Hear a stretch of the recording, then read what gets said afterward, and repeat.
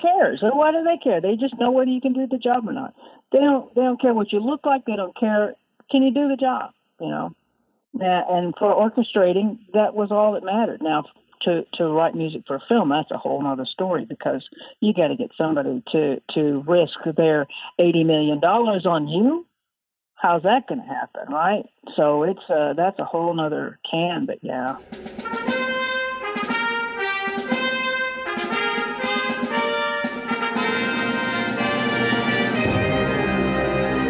Hello, everyone. Welcome to Everything Band, a podcast that features conversations with composers, conductors, and performers of music for winds and percussion. My name is Mark Connor. I'm a composer and educator, and each week I have the good fortune to speak with and share the stories and wisdom of musicians and leaders in the band community. The Everything Band podcast is a proud member of the Music Teachers Development Podcast Network. The Muted Network provides support in the form of audio-on-demand programming designed by and for music educators. You can find more information about our network at mutedpodcasts.com. Before we begin, I'd like to thank all of you for listening. I appreciate your time and hope that you are finding value from these interviews. I rely on word of mouth and social media to bring the show to new listeners. If you think you knew one or two people who might find these interviews useful, please let them know about it. You can also help by following me and sharing posts on Facebook, Instagram, Twitter, and YouTube. Remember, help your students live up to the best that is in them through music. And now, on to my next guest, Julie Giroux. Hi, Julie. Hi, how are you? I'm doing really well. Julie, so would you do me a favor, and not that you need much of an introduction, but would you introduce yourself for my listeners? Tell them who you are. Yeah, sure. My name is Julie Giroux. I'm a composer, orchestrator, and arranger. And Julie, I'm really happy that we could finally get this done. I know that right now we're in the middle of the COVID-19 pandemic, and so we're all cooped up inside, so we have lots of time to talk, hopefully. And but I'm really happy that you can join the show. Yep, me too. Me too. It's always fun. Yeah. So, Julie, one of the questions I ask all of my guests is I want to know their origin story, kind of like a superhero. Can you tell me how you got into music as a child?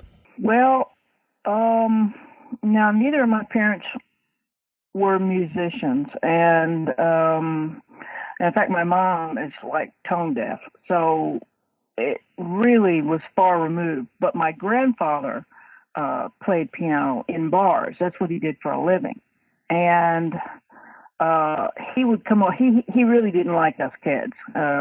He almost ignored us completely. But when he came over to the house, he would play the piano, and it was his piano, and I don't know how we ended up with it, but we did. I don't know if it was because they didn't have room for it, or maybe my grandmother had got tired of it. I have no idea, but it was in our house. So when they would come over on the weekends for lunch or dinner, he would play piano, and he could play anything. I mean, you just said it, and he could play it.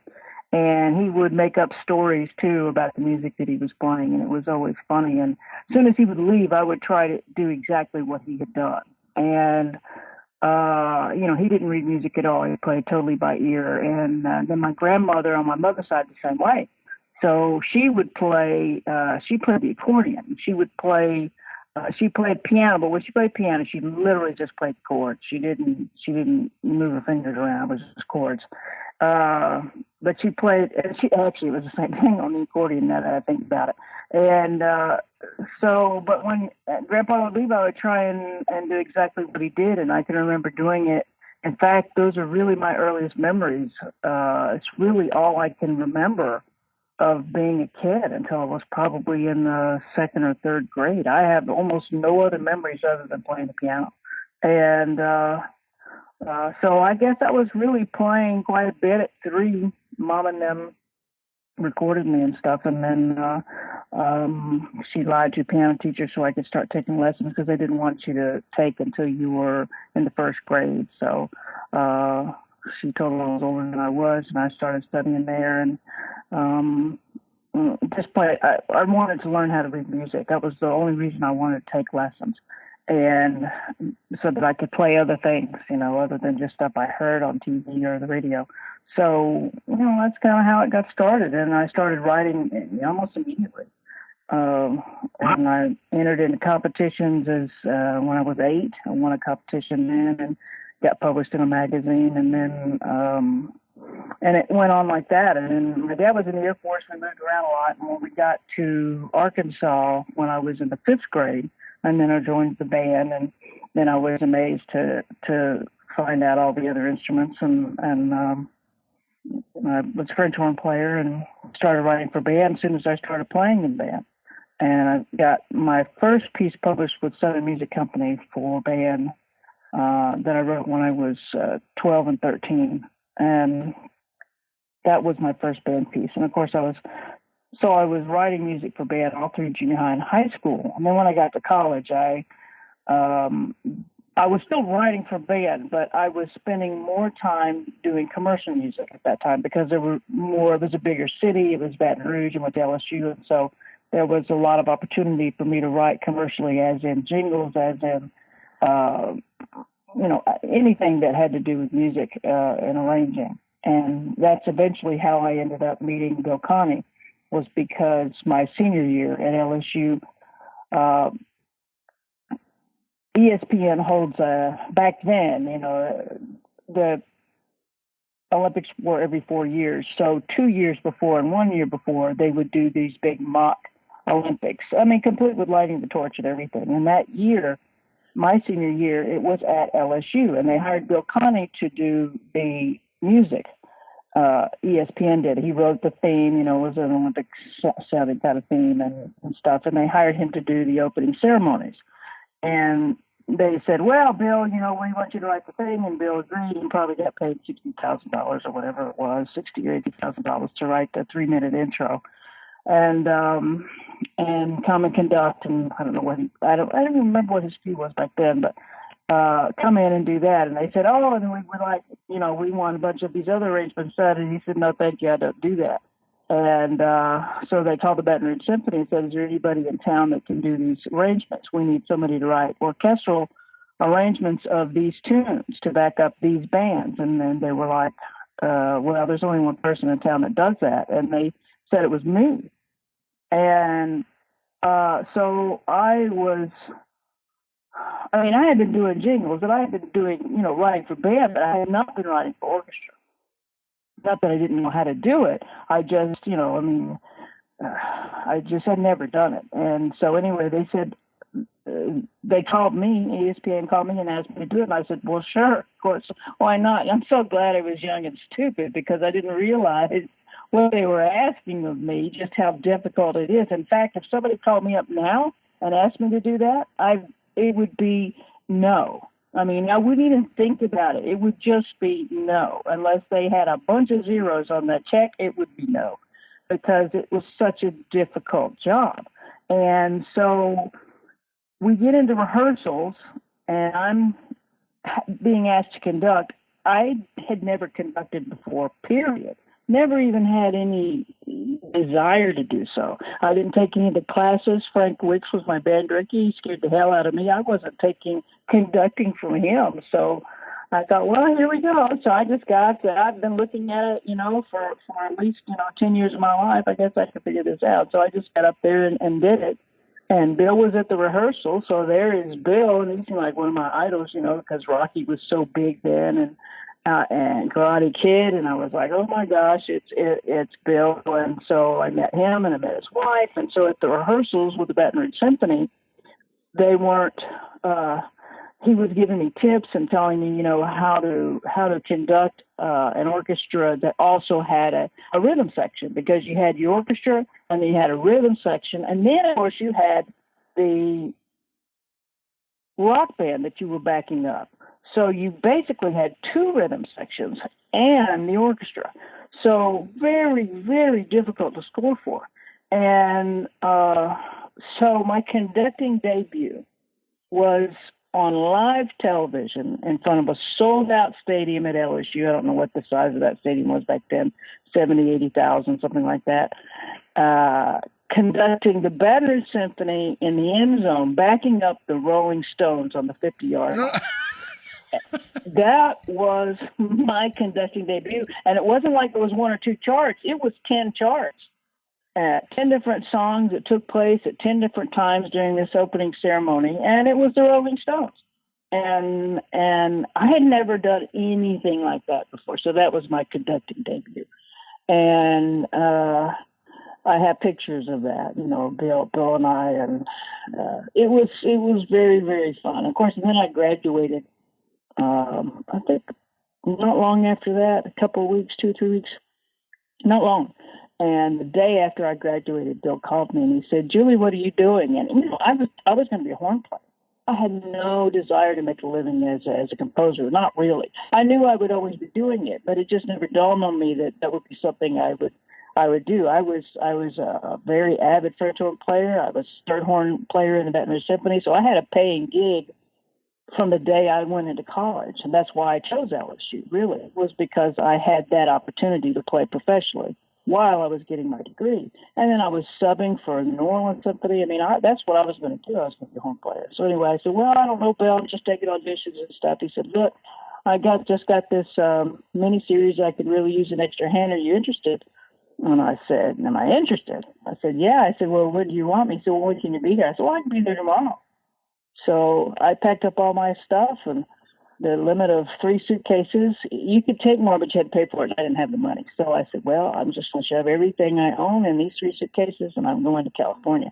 And he picked me up at the airport the next day at noon, and at 2 o'clock in the afternoon, with everything I owned in 3 suitcases, started writing for the miniseries North and South. And he put me in charge of all the source music, which is the music that you see being played on the screen. You have underscore, which happens, and that's the music that's just magically happening. And then you have source music, which is like if the actors walk into a bar and there's a band playing, that's source music. Well, there was tons of source music in North and South, and I mean tons, and all instruments that I had never scored for before. String quartets, brass bands. Yes, that was not a problem. One of my recording sessions was 6 tunes. I had 10 fifes, 10 bagpipes, and 10 field drums. I didn't know anything about any of those instruments. Field drum was easy enough, but the bagpipe, it was crazy. And it was everything I had to write for that show. I had to go in the background and go, okay, well, what's a juice harp? And how do you play the jugs? I mean, what is that bass clef? Is it treble? I mean, all these things. I had to write for all that: banjo, guitar, jugs, string quartets, string trios, you name it. And so, and then he drops this 2-inch, well, it's really thicker than that. It's almost a 3-inch book of timing, of SMPTE timing charts, of how to sync everything to 1/100th of a second. And I'm not a math person, and all this is thousands of numbers on pages. And so that was it. And that was all she wrote. And I worked for Bill. I still work for Bill. But I mean, he calls, I work. That was it. And that was my career. So I didn't write for band for about, 10, 15 years because I didn't have time. I mean, I was writing nonstop because I wasn't just working for Bill. I was also working for myself. I was writing my own music. He gave me television shows, to work on. Over the years, I worked on Dynasty, Falcon Crest, Lifestyles Rich and Famous, Hill Street Blues, a long lineup and of television. But television is such a grind. It's not like today, not like Game of Thrones, which is you do 12 shows and they're exhausted. I mean, my God, we did 36, so it was a real grind. And so I really was glad to get out of television other than just doing the award shows, because it's just, it was nonstop. I mean, you had to write 5 minutes of music a day, and you had to record 5 minutes of music a day. And because your shows were an hour long, you had to write 40 minutes of music, basically around 39 to 43 minutes of music for a 1 hour television show. And that's a real grind. And you do that every week of your life. And you do that for years. So it's a grind. And I was really glad to get out of that. And I started writing back for band in 1992. Yeah. Can I ask you some questions before we go into the band? part of their career? Sure. Yeah, so I have so many questions. It's really a remarkable story. A lot of great things in there. So I guess I want to know, going back to the beginning, who was encouraging you to write at 8 years old that you would, you were writing that young? Was there someone behind the scenes pushing you? Absolutely not. It was just me. It was just you. You just had the urge to write and you just did it. You figured it out. That's all I wanted to do. I was obsessed with it as much then as I am now. Nothing has changed. The only thing that has changed is I've added a lot more lines and a lot more zeros. It has nothing to do with it had nothing to do with anybody. But once I got into junior high and wanted to score for band, my band director was so cool. He was such a cool guy. He was a Vietnam vet and a jazz trumpet player, and just one of my favorite people in the whole wide world. And when I asked him if I said I wanted to write for band, and he said, "Well, go ahead." It wasn't that anybody just sat there and cheered me on, because that was not happening. In fact, if you mentioned that you wanted to write for anything, people looked at you like you'd just fallen off a watermelon truck. So it wasn't anything like that. But I made my own instrument book even then. I made my own orchestration book, my range book. I would sit there, because I knew when saxes were playing that they weren't playing the same note that I was playing. Right. If we both read the same notes, you know what I mean? So I had to figure out how they transpose, and it was a sixth in this direction, the horn was a fifth in this direction, and I made my own book, my own chart on every instrument. Were you writing notes down about like how they sounded in certain registers and things like that, or was it just sort of the transposition stuff?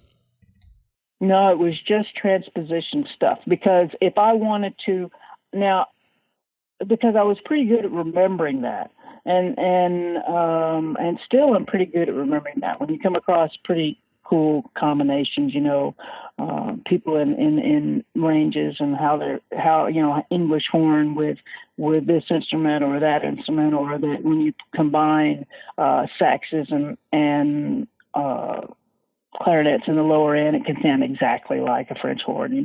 Those kind of things would stick with you. And but no, it was basically just ranges, like how low they could go, how high they could go, and how horrible it was when they got anywhere in those. It was like, oh my God, they can't go. And it was junior high, right? So the range wasn't. It definitely was, coloring with 3 crayons, but it was what it was. But yeah, that was it. No encouragement, though. Not really. And my high school band director wouldn't even play my music. Oh, that's too bad. So yeah, I know. It is what it is. And because I'm so hard-headed, maybe that was the best thing for me. Maybe if I'd written something for a band and they had played it and it was okay, and that's all it was just okay, or if it was bad, I would have quit. Or maybe I would have just not written for band. I would have just stuck with writing songs, and because that's where almost all composers start. That's the easiest place to start, is writing songs. So maybe I would have just went that direction, but I don't know. But no, nobody was pushing me. In fact, the first piece I sent to be published to Southern Music wasn't even on music paper, because my parents, if Kmart and Sears catalog didn't have it, it didn't exist. That was my parents' thinking. So I made my own score music. I took art paper and I sat in front of the TV while Dad was watching golf on TV on Sundays, and I would make the paper with a pen. And when I messed up, I would start all over. And I would make the scores look just like they did, because I would let Mr. Medifield was my junior band director. He would let me borrow scores so I could make my scores so that they looked like that. That's remarkable that you had that sort of inner drive from such a young age. I think when I was in junior high, I was like certainly not that motivated, but I think that's sort of typical story, I guess, of people who have great success at things. Well, I think when you, especially in film, you have to, I don't care how much talent you have, you have to have that other part. You have to have that desire to really, really do it, or you aren't going to make it. I mean, that whole bit about being in the right place at the right time. It takes an awful lot of energy to put yourself in the right place every single day, hoping that one day it's going to be the right time. And that's the only way you make it, unless you're lucky, unless you fall into the lap, you're marry someone that's somebody in the family, or someone, those kind of lucky things. But yeah, you have to have that. I mean, and I still have that. I still get up every day, and that's all I want to do. So it's kind of a curse. Too. So I mean, it's not like it's the best thing. You were also an accomplished piano player, I understand? Yes. Yeah, so I mean that obviously helps a lot, that and the horn together. It's a nice combination to have for a composer. Well, certainly piano. I mean, that's 90 something percent of every composer ever born. That's their instrument. And I can see why. I mean, the piano it's the obvious instrument to do, to compose on, because you can see it. If you're playing guitar or whatever, you're not seeing it, not like that. But when you stare at a piano, and you play a chord, even if you don't really know about the intervals, you do know about the intervals. You know what I mean? You get to college and they go, oh, well, this is the name for that and this is the name for this, but you already know what all of those are. You just didn't have a name for them because you've been staring at them for 20 years. You just look at them and go, oh, this is what it looks like. So you can figure out mathematically every chord on the piano once you learn one, here's C major, or here's D major, and here's whatever, and you can see it. And scoring is the same way. When you look at an orchestral score or a band score and you look at it, you can see it. And you can see it on the piano. I mean, you can just see it. And it just makes sense. And then you just go from there. It's the obvious instrument, really. I want to ask you about a couple things. I mean, you mentioned North and South, and so that was all period music. That became my new career, actually, for many years, because I did so much research on it. Uh-huh. And I don't know that anybody in Hollywood had done any research on it. They had always just followed the cheap route and just said, well, here's Dixie and here's, whatever. And that was it. But I had so many charts to do that, I mean, it was hours of music. It wasn't like it was 5 charts or 10 charts. It was hours. And I thought, well, I have so much music to do for both North and South, the different sides. I thought, I really want to do this right. So I did research, and I spent hours in the Los Angeles Public Library. I started calling people that I knew that had charts, and then one thing led to the next, and then I was talking with this guy that had a bunch of charts in his basement that were all from the Civil War, and it became, I just fell into it, and it was just one of those kind of things. And so by the time I got through with it, I was pretty much, knew more than anybody else as far as that goes. So when I got done with North and South, then there was North and South 2. And then there was a miniseries called The Blue and the Gray. And there were just tons of Civil War things that happened, because it kind of spurs like a trend. And so I had maybe 18 or 19 television shows that used all of my charts, that used my music. And they still do today. If there's a special on, History Channel or something on Civil War, they're using my charts. Because they could just go to Paramount and get them, and they've got to pay for the rights and the usage. But, I mean, still to this day, the research that I did back then when I was, 21 and 22 is still being used. I get my royalty checks. It's crazy. But like you said a few minutes ago, you did the work. You made yourself, you did the work to be ready for that and to do that and to have those opportunities. I mean, I know it probably got a little tiresome, I imagine, but, still, though, it paid off. Well, it paid off, and then I learned a lot of lessons. I mean, I learned a lot of lessons. I mean, life lessons. You just don't do that for a career and then not. Sure, certainly you learn a lot of music, but you learn a lot of life lessons too. I mean, you watch people crash and burn to cocaine, and you watched. It was the 80s too. I mean, it was, AIDS was there. It was crazy. I mean, there wasn't a day that went by that somebody else I knew didn't die. And that went on for a couple of years. And, it affected everything in the film industry. I mean, every department, whether it was makeup and design and set design and costume and music. I mean, it didn't matter. There was somebody dead every single day. And then, working with Bill, having people come on and to a gig, especially like that one, North and South, it was so big. You got a 12-hour show. You got so much music. That's 8 hours of music. And so you're like, oh, and so it's not one person. So he hired this guy from UCLA, and I'll never forget it. And I think we were only on our third day of recording, and we went through all. And his name was Bill Kidd. His first name was Bill too, so it was kind of confusing. But Bill would. This guy would have to do charts, and so Bill basically split them between us for the first week.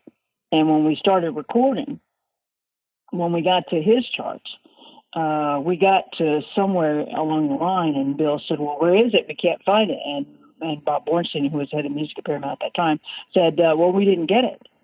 And he turned to this Bill Kidd, and he said, "Well, where is it?"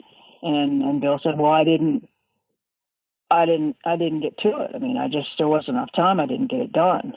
And he grabbed the cue, which was, the music editor's notes that tells you how many seconds this thing was and what it involved. Anyway, he grabbed the cue and he handed it to me. He said, "Julie, go write this right now."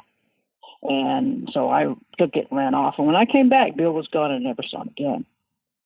And, so another life lesson my first week was to learn to do it, get it done. And if you can't get it done, get somebody else to get it done. It doesn't matter. Just get it done, because not having it is not an option. You can show up and have anything. It can just be absolutely horrible. And just as long as you have it, and let them make the decision, let the director, the producer, whoever's calling the shots go, "Oh, that sucks." And, okay, well, I'll write another one. You just do the work. And, so that was, I had a crash course in everything on that show. So by the time I got done with it, it was like boot camp for film music. And we thought, okay, here we go. Let's go from here. How often did that happen, that a cue would be sent back and they'd say rewrite it? Was that pretty frequent? Not frequent, no. But typically when it would happen, the director, because all those decisions are made before anybody starts to write a note. Everybody with skin in the game they have a viewing, and depending on the people, depending on the show, how much music there is, it lasts anywhere from 3 days to 10 days. It just depends. And you're sitting there, the composer's there, the music editor is there, the director, the producer, like I say, anybody with skin in the game. They watch the whole thing from beginning to end, and they say, "We'd like that music here, and we like it first stop there." And the music editor figures where that is to the 100th of a second, and that you do the entire film that way. So sometimes when you're sitting in a recording session and they look at it, they go, "I really don't think I want music here. I think I want to push it back here. I don't really I know we talked about having this kind of music here, but I actually don't like that now. So can we do it this way?" So that is what happens more often than somebody just showing up and the chart stinks. Typically it's just, more like taste changes, and you go, "Oh, okay, I'd rather do this, I'd rather do that." Yeah, no, I kind of feel that way, that I kind of asked it meaning that. So not like your music was bad, but just like knowing how things can change and ideas, people have different ideas about what they want. Yeah, I mean, that's basically what they want. And music is so hard to describe in words anyway. Oh, yeah. That that's always going to happen. I mean, there's always going to be that kind of thing. But typically when somebody like a producer, director get together and they decide who's going to be the composer, they're picking that composer because they like that composer's music. So they're not they're not. Every once in a while, you'd run into one that was really a musician, but for the most part, they had no idea what was going on, and most of them were always thrilled to get whatever they got. But working with Bill or Jerry Goldsmith or Charlie Bernstein, all the people that I orchestrated for, it was rare that they didn't like what they were doing. It was, Charlie, especially with Charlie, because Charlie he was the ultimate horror movie music guy back then. I mean, when I started working for Charlie, it was absolutely insane, because I think the first picture I did with Charlie was April Fool's Day, which is like a cult film now. And it was the first movie that anybody ever put little kids singing in a horror movie. Oh my goodness, that sounds so ubiquitous. Yes, right? I mean, it's the first time it ever happened. And when I sat there and I looked at his sketch, because Charlie had the absolute worst manuscript ever. It looked like you had just let pigeons run wild on a page with ink on their feet. And I was constantly guessing at what notes they were, because I had no idea. But it was such a contemporary score, it almost didn't matter. Mm-hmm. And when I got to that part and I saw these kids singing, and I thought, what? Are you kidding? And I remember the hair standing up on my arm, just looking at it on the score, thinking how gruesome this was. And now, we don't think twice about it. But the first time it was done was crazy. But I mean, Charlie was he was a great guy to work with. And, he did Cujo, and he did all of those epic horror movies in the 80s. Yeah, those 80s horror. That's my generation. I graduated high school in 1989. So all those horror movies were like right in my wheelhouse. I know. And they were crazy. I mean, Charlie still, he goes to Comic-Cons and stuff like that. I mean, he did enough horror movies that they're pretty much, like Rocky Horror. They're very much people that are into that kind of thing. But,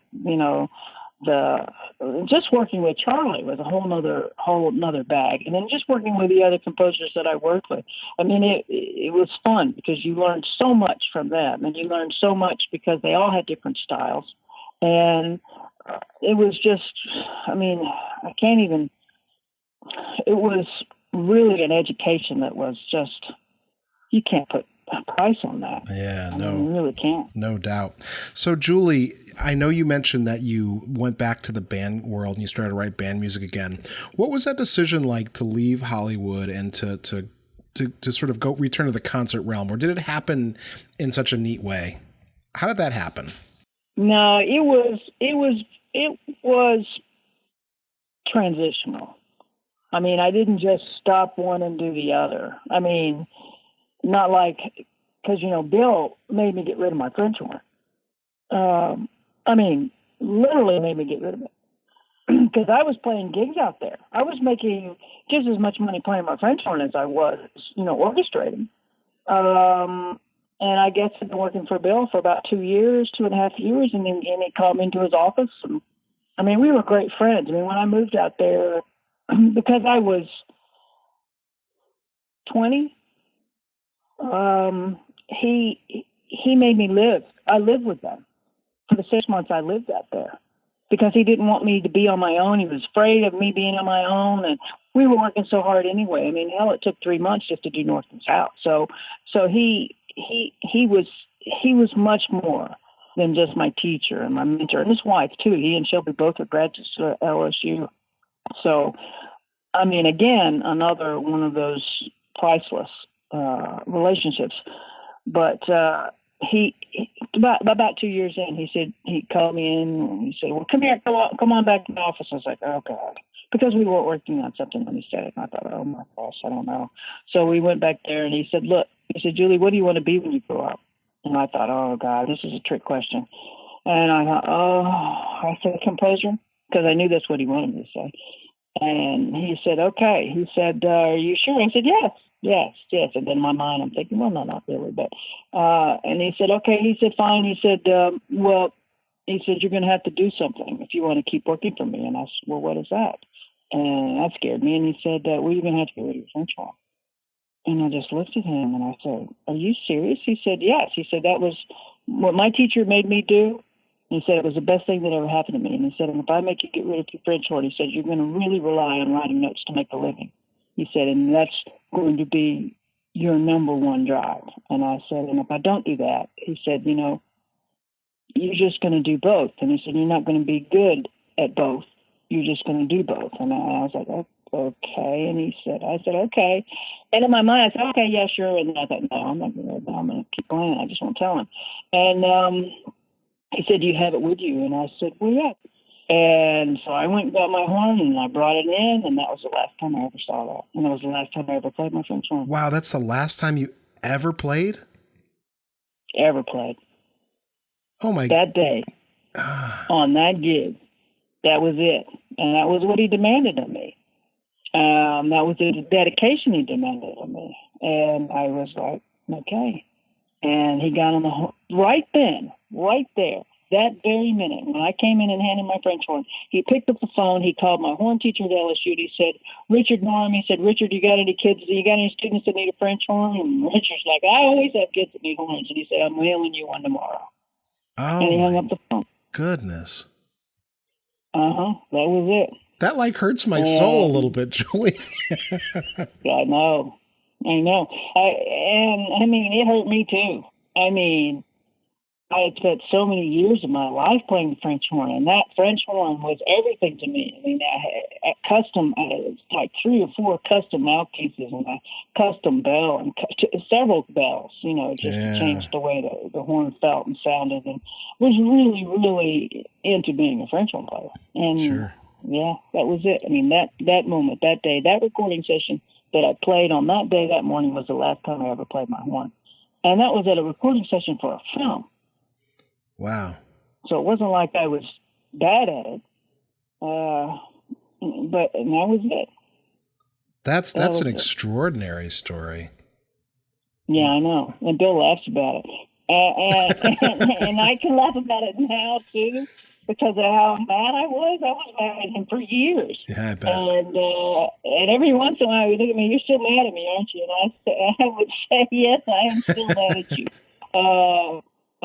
But, looking back on it, he made the absolute perfect call, because that's what I would have done. I would have never just invested 100% of myself into composing. I never would have done that. And now when I look back on it, I'm so thankful that he did do that to me. But boy, I was mad for a number of years. And I mean, when I say I didn't play it again, I mean, I never picked one back up again. I, to this day, have not picked up a French horn again, because it's just heartbreaking. I can't do it. I can't pick that horn up. Not now. That's really remarkable, because I know that, I'm a teacher and a composer, and I never compose as much as I should because I just lean on the teaching. But I'm too scared. That's a remarkable story. Sorry, that's just that really touches me. You know what I mean? Like I kind of filter through all my experiences. That's amazing, Julie. Thanks for sharing that. Yeah, well, if you're an instrumentalist to hear that story, yeah, it's like cutting an arm off. Yeah. It's brutal. It was brutal. I mean, it was emotionally brutal, and because that was my key to instrumental music, was that French horn. Because before I had just been playing the piano, right? But as soon as you started playing the French horn, you started playing in a band, and you started to see, oh, this is band music, and then, oh, now I'm playing in an orchestra, and that was my introduction into those, and that was what made me feel like I was part of it. Because I don't know how you just write for orchestra and had never played in one. I mean, I know tons of composers have done that, but for me, it wasn't. I always came in the back door. It was more like, okay, this is how I'm going to do this. So to take that away and just go, here, you got to stand on your own. It was like, oh my God. Yeah. So the transition from film to band was nowhere near like that. It was very transitional, and I still do films. I still orchestrate for people. I still do those type of things and video games and all those kind of things, because it's, that was my job, and I love that job. I love orchestrating. I mean, there's a craft to that. Anybody can write music. It might not necessarily going to be good, but anybody can write music. And I mean, that's the truth of it. I mean, right now with programs being the way they are, my Pomeranian can probably write for band. But it's a different thing to orchestrate. That's a craft. There's no doubt of that. Like, yeah, anybody. Yeah, I mean that is a craft. It has to be learned. Yeah, you can learn something naturally, and you can go, oh, I can combine all these things together. There's a lot of naturalness to it, but orchestration has got to be more than that. You know, you listen to Mozart and Beethoven and all those guys, and you listen to their charts, and you go, wow, they never changed. They didn't. They never grew. They didn't grow. That's the way they orchestrated. Mozart, this is how I orchestrate. Tchaikovsky, this is how I orchestrate. They never changed. They never evolved. That's what they were. And because that's the world that they lived in. These days, you can hear everybody's scores, all these different scores. You know, it's not like you're being forced to, you don't have to go to a concert or travel to another country to hear some other composer's works. You're not that isolated. You can, every time you turn the TV on, you're hearing somebody else from somewhere else and the tools that they have and those kind of things. And so orchestration now, that's just it's like trying to keep up with electronics. It's the same thing. I mean, it's a day in, day out. Oh, wow, somebody did this or somebody did that. Or, man, look at Interstellar. You used 4 terabytes worth of sounds, and you had all of these programs going on. And or Mad Max, the last Mad Max thing, you go, my gosh, I couldn't tell when we went from virtual sounds to real sounds. It was so integrated so beautifully and so perfectly. So every so many months, some other soundtrack comes out that is just pushing, you know, the envelope of everything that's possible. So orchestration is such a craft, and it's something that I take very seriously, and I take it seriously into band music as well.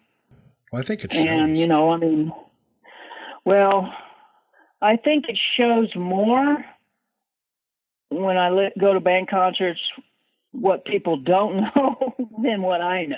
I mean, it's more like you can go to band concerts and you go, my God, you need to learn some other skills. You know, you can't just do that. You know, it's like Sousa. Sousa always sounds like Sousa. There's no hiding that. It's Sousa. And he also never, he got to a certain point and his orchestrations never changed either. And changing your orchestration is every bit as much a key to a composer as is the composing. And nobody looks at it that way. But, you know, there's lots of arguments that could be said that Granger was the worst orchestrator that ever walked on planet Earth. And then you can, because, you know, the combinations that he did, let's face it, horrifying, terrible combinations. And you just go, oh, my God. But on the flip side of it, he was doing things orchestration-wise that nobody else was doing at the time. I mean, it put him in a whole other category. Nobody was combining those instruments. Nobody was writing like that. And a lot of it was just him throwing notes on the page and saying, oh, well, let's try this, you know. And that's kind of what it has to be, you know, to progress forward. And I'm not sure his orchestrations grew much, you know. I mean, Granger kind of did he always did strange things, but he went to a certain place, and that's everything he did was like that. Copeland too. I mean, you know, you don't, when you go, oh, there's the fourth, there's the fifth, there's the seventh. I mean, it's Copeland. But it's you always know his music, but I tell you, it's his orchestrations also peg him always too. It's the two things combined that make you go, oh, it's Copeland. Do you think this comes from your time in Hollywood and for film, writing so much music, so much orchestration in so many different styles, where maybe we have someone like Copeland who didn't have to do quite that much diverse writing? I'm just curious if you think that's something to that. I do.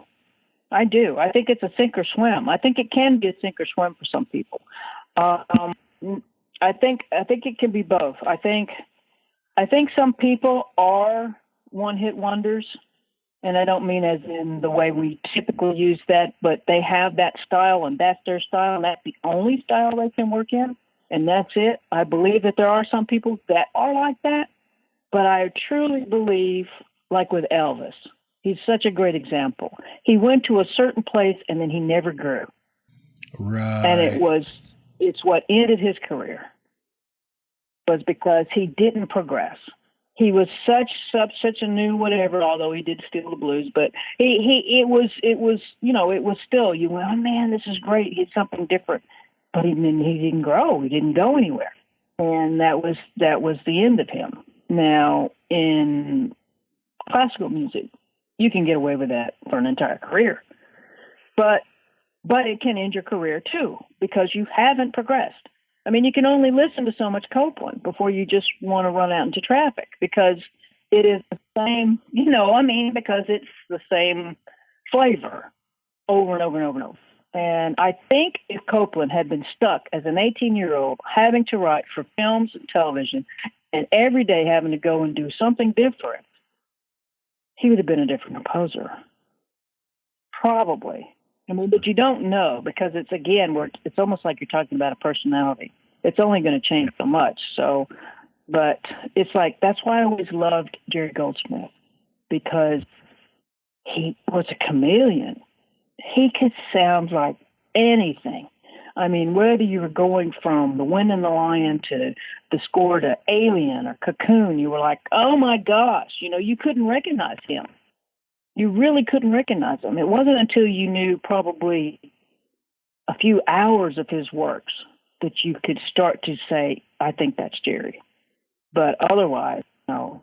That's why he was always my idol, because he could sound like anything all the time. And I loved that about him.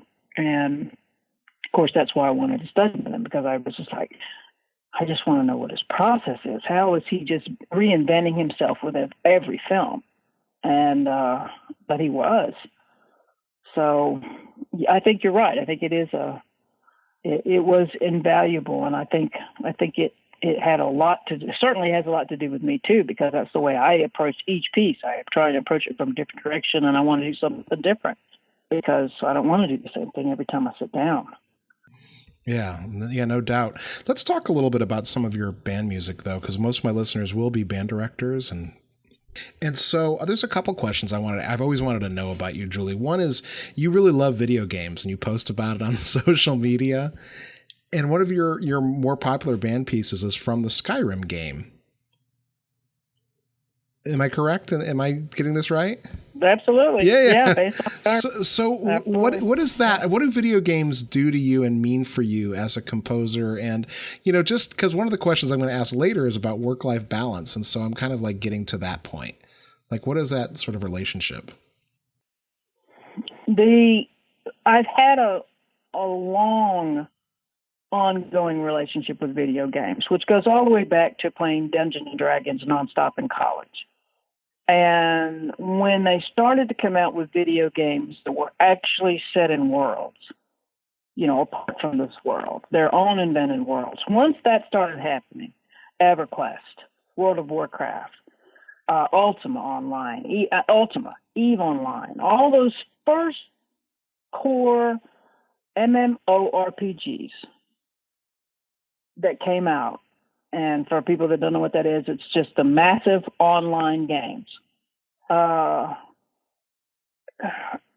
It was mind blowing. Even now when I think about it, because we went from Pong, the most stupidest video game imaginable, to that in just a matter of years too, not many, to entire worlds that didn't exist, entire, making up these races and everything else. Of course, a lot of it had a lot to do with Tolkien. I mean, you were like, Lord of the Rings was kind of the leaping point creatively, I think, mentally for some of these people, because that was such a big splash in itself. But to just do that, like beta testing, alpha testing, EverQuest, the first EverQuest. It was amazing to me. You would go, because your mind, because I was always visually oriented anyway. So to go into this video game and see this world and these trees, I mean, where nothing is the same as it is here. uh, just as a creative person, you just go, oh my gosh, what would I write for this? What would I write for that? And I wanted to do it immediately. And so the first video game I worked on was The Godfather. And that was because of Bill. And Bill was like, oh man, they're asking me to do this video game and I hate video games and I don't want to do it. And I'm like, oh gosh, please do it. Please do it, Bill. Do it. Please do it. I want to work on a video game. So I begged him and he did it. And even then I was like, oh my gosh. But I think, that was the connection I had with it, and I've carried it on. And now, I have parents who say, oh, my kid does nothing but play video games. And I'm like, well, that's not necessarily good. Well, he wants to work on video games. He wants to write video games. I said, well, that is good. Yeah, sure. That is a good. And they look at me like I'm crazy. And I'm saying, no, listen, just hear me out. Video games make more money than all other forms of entertainment combined. All of them. Combine them. All of them. And you can't go wrong if you're going to make a living in video games. You just can't. I mean, it's the future. And, when we look at Star Wars making, $500 million in a weekend and how epic that is, that's not epic. That's not epic. Call of Duty made $1 billion the first day it released. $1 billion in one day. And it did it for many days. So you go, okay. So, because in television and films, music is 1% of the budget. 1%. They spent more money on women's dresses than they spent on 9 hours of music for North and South. So that puts it in perspective of the back door that musicians are still having to use. And, as in, we're not the first class people when we walk into a film. We are the people that come in the back door. Because we are the hired help. And I mean, that's the way it's always been in films, and it's the way it still is. And that budget reflects it. How much they, video games, not so much, they rely heavily. Well, not that films don't, because I think it's 97% of every film that's ever won Best Picture also won Best Score. They're really hard to separate. But in video games, it's more so. I mean, it's definitely more so because the music is almost always happening. And it's that kind of thing. Well, I play video games too. And as well as I do, there's nothing worse than when you have to turn the music off. You know what I mean? Because I've done it. I know. I do it all the time.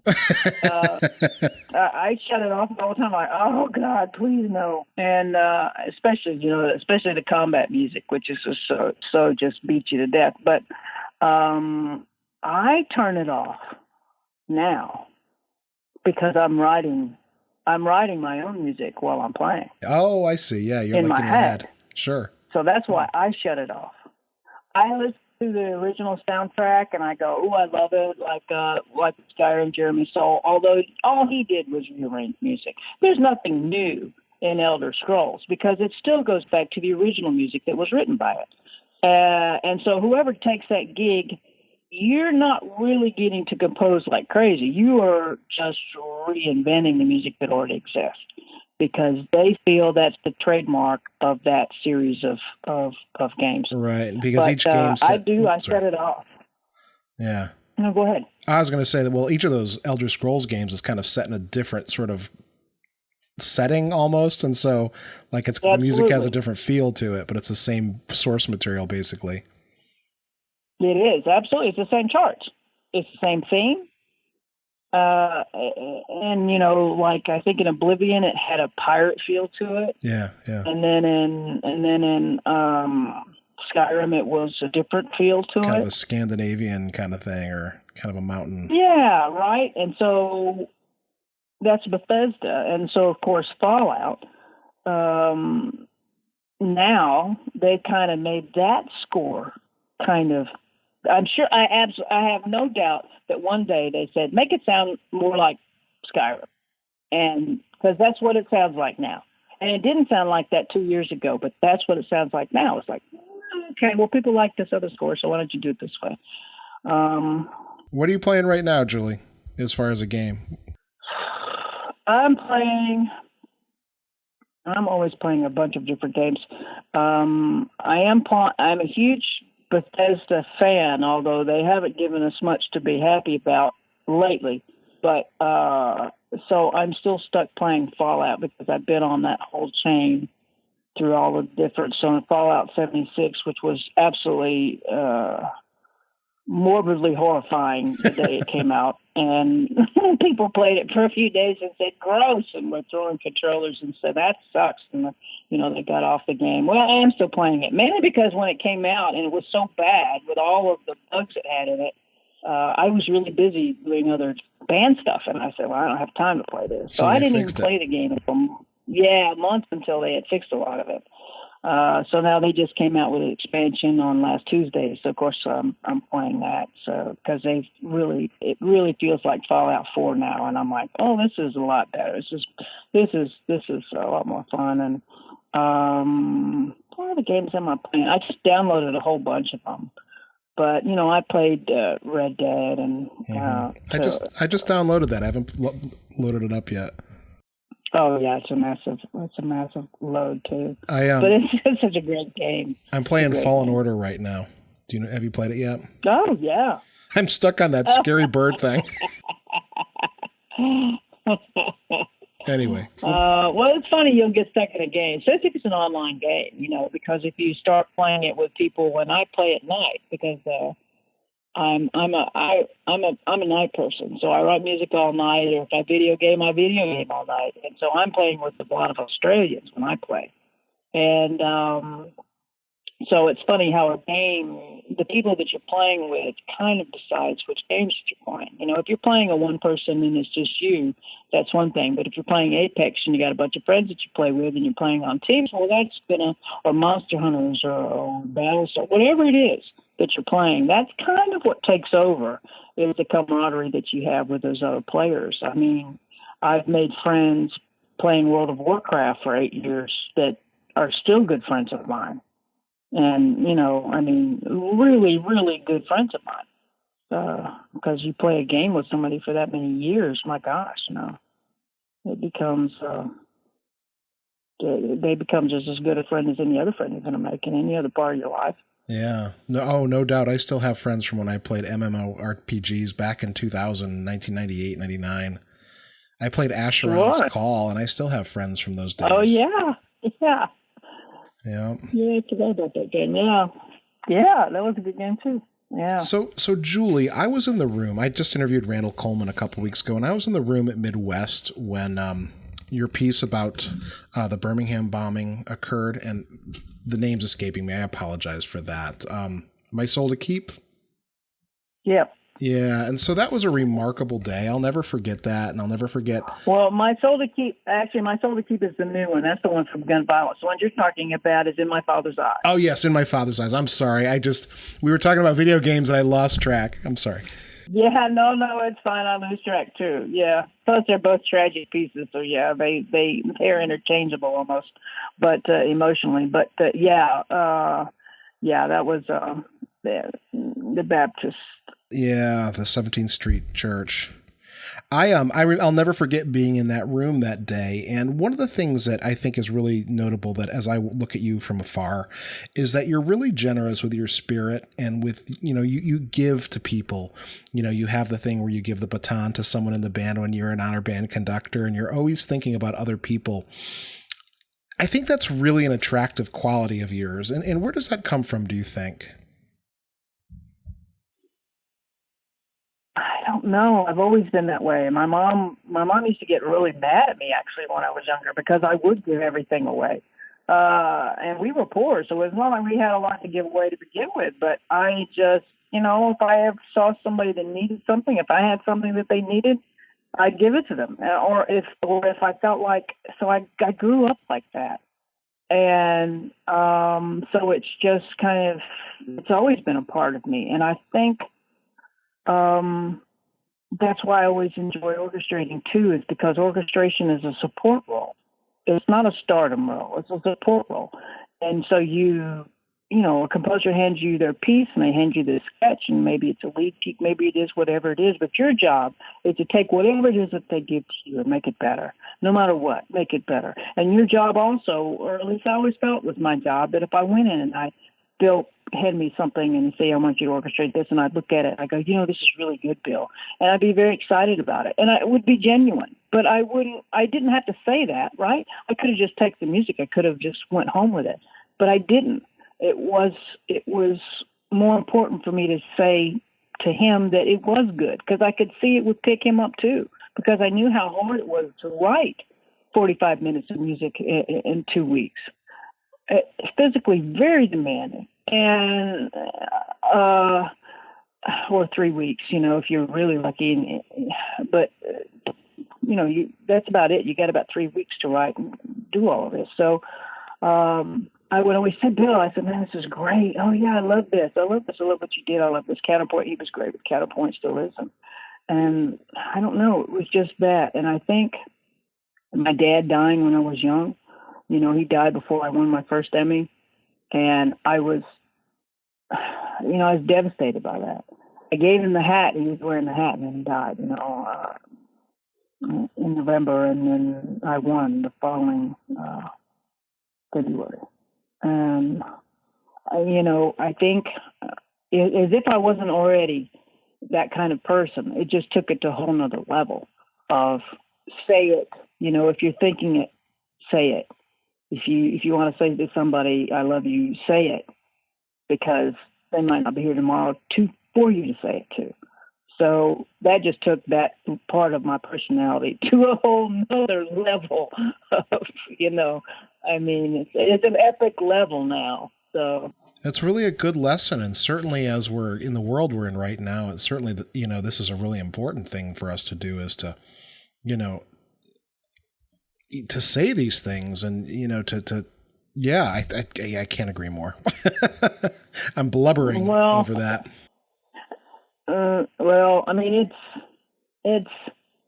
It's also has to do, I think, with people's personality. I have a personality that is a do personality. Some people are really, really good at saying that somebody tells you their problem. Well, some people are really good at hugging you and say, oh, it's okay, it'll be better. And then there's other people that are like, want to fix that problem. As soon as they hear it, they just want to fix it. They're like, oh, well, okay, well, we can do this and we can do this, and it's fine. We're going to do this. And so I'm that person. I want to fix it. I want to fix it. So it's like now on social media, I'm giving away instruments every week, trying to keep people occupied, something to do during this quarantine. And so I think this week I'm giving away 2 trombones, and I think it was last week was I don't remember what the instrument was last week. But it started all out with this cornet. Yeah, of course, I remember. No one needs. Julie, I had the trumpet version of that cornet in that same that same wine red case when I was in middle school. That was my middle school trumpet, a Holton trumpet. Yeah. Well, my French one was a Holton, so there we go. Yeah, it's just part of me, and but the funny thing about that is that no matter how much you give, and you can attribute this, you can say it's faith or it's karma, or you can do whatever you want, but it all ends up being the same thing, is that the person that's doing the giving is the one that really benefits the most. Absolutely. I mean, that's just the way it is. No matter if you give somebody a sandwich, they're going to eat that sandwich. You're going to be grateful you gave them that sandwich. But you carry that feeling that you were able to help. It just makes you feel good. So, no matter what it is I'm doing for other people, I know I'm getting the biggest benefit out of it. I know that's not my motive, but it's like the more you do it, the more you want to do it. Yeah, exactly. Yeah. And it just ends up being... I was always doing this when I didn't even have the means to do it. And I'm not a rich person, but I certainly have a lot more means now than I did 30 years ago. So it's just, I don't know. It's funny how when you do stuff like that, how it comes right back at you. It was like with our Castaways.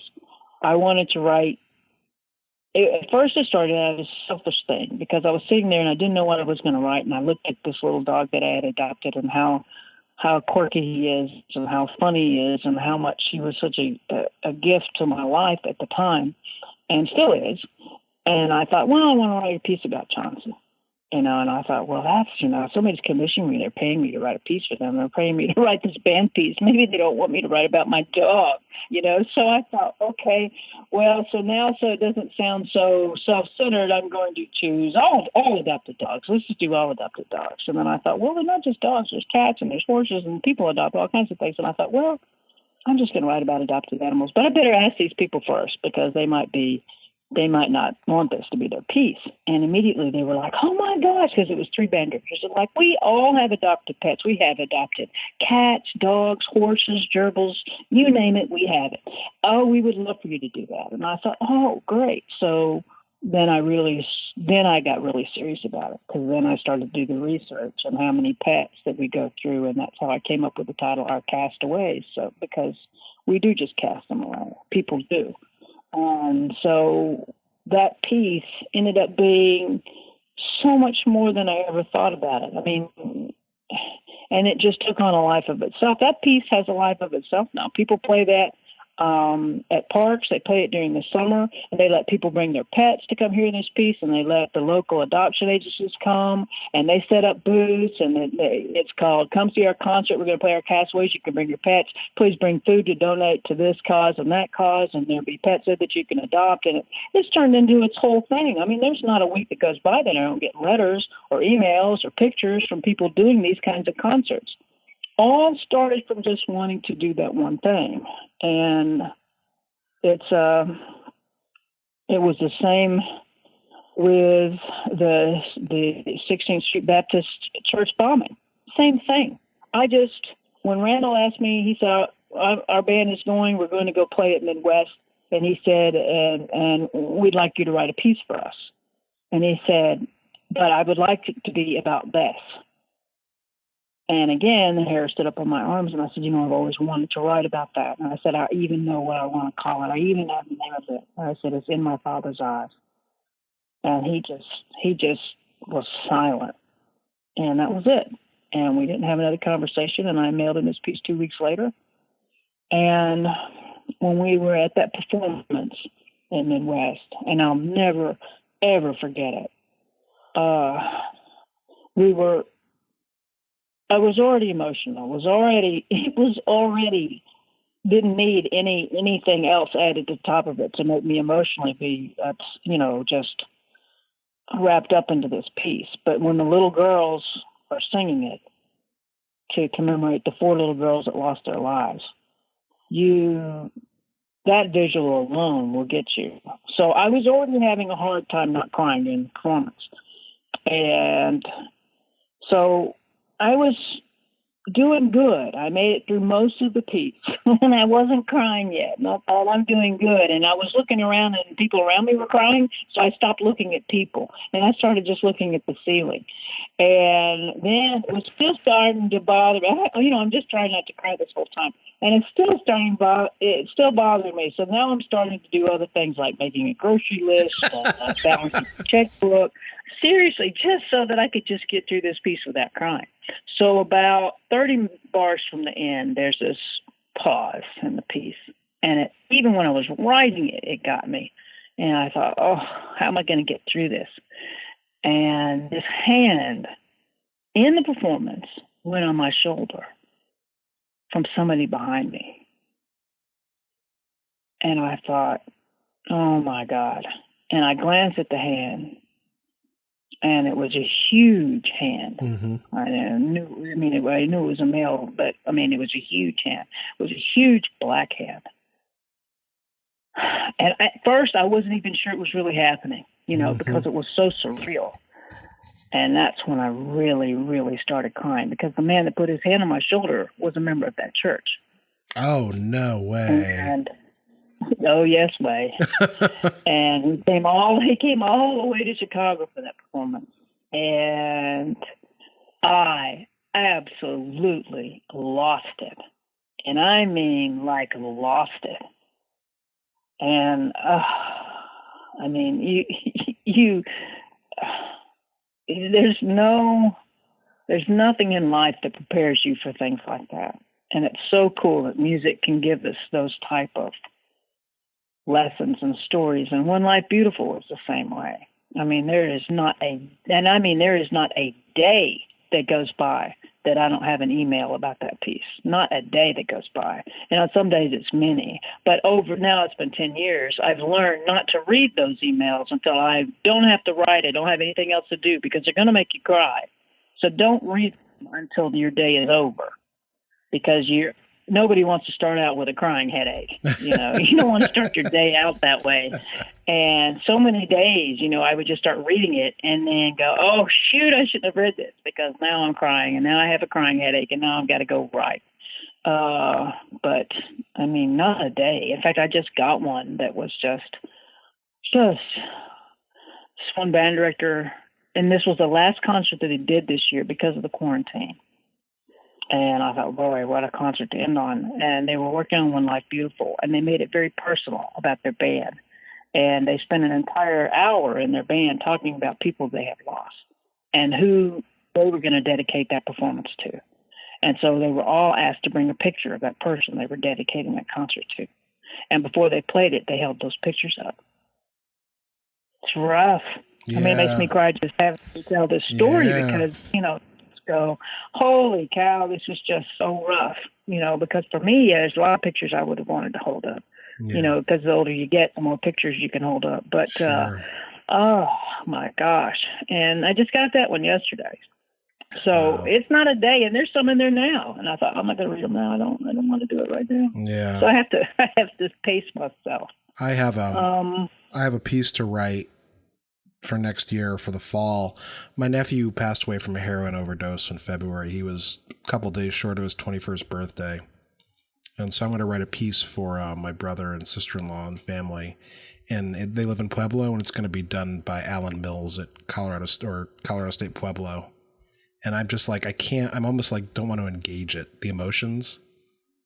It's really hard. No, yes, that's a big no.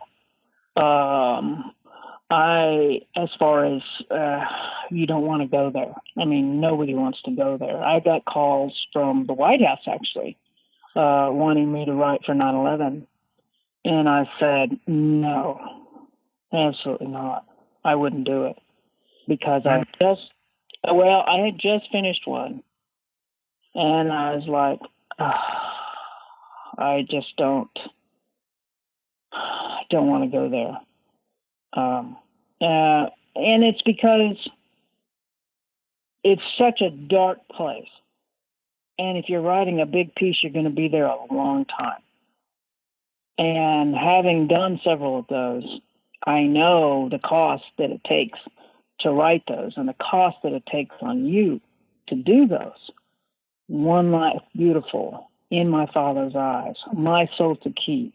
It's a long, and Rift and Wed, which is based on Skyrim, but it's only based on Skyrim technically. It's not emotionally based on Skyrim, because that's how I handle that. Let's just say for you're writing for your nephew. Did you say it was your nephew? Yeah, my nephew. Your cousin. Yeah, your nephew. So you remove yourself. Yeah, you almost have to kind of be the third person. You just tell another story. Tell another story about another person. But use those emotions that you have for that episode, but you have to transfer it someplace else. Otherwise, it's especially if you have a depressive type of, if you already suffer from depression, obviously that's not somewhere you want to go, because that's just physically a threat to you. But it's just, so for me, Skyrim, Rift and Wed, one of my best sellers, another just tearjerker, absolute tearjerker. I based it on Skyrim, and it was because of the story of losing your husband and what would that be like, and lose your soulmate, and then somebody that also helps you, stay alive. I mean, that part of that world, which humans have been a part of.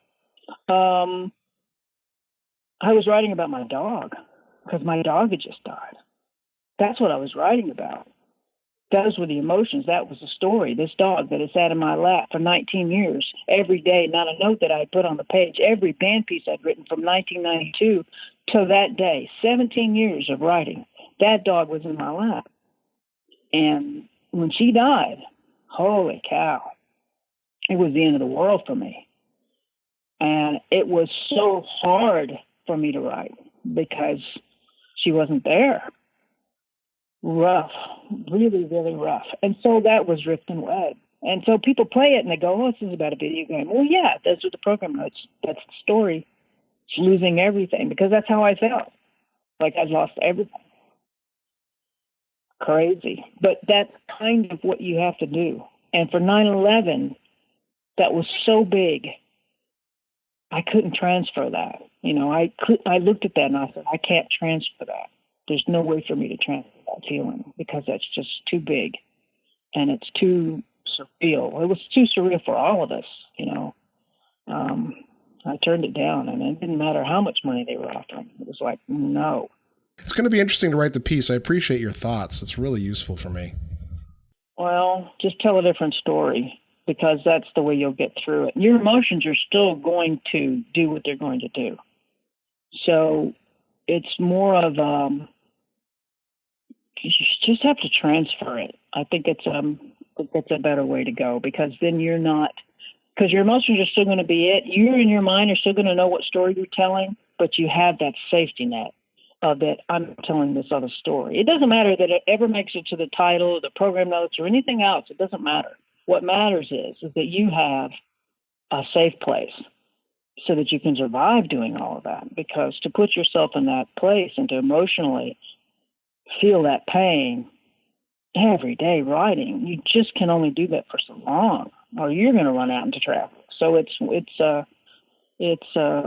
that's something I learned over the years to do, was just transfer it, just tell a different story, because your emotions aren't going away. They're going to be there. The story is still going to have the depth and the pain. It's still going to have all of that, but it gives you it's the like asking for a friend kind of thing. Like it's really me that I'm asking for a friend. It's the same thing. It's the exact same premise.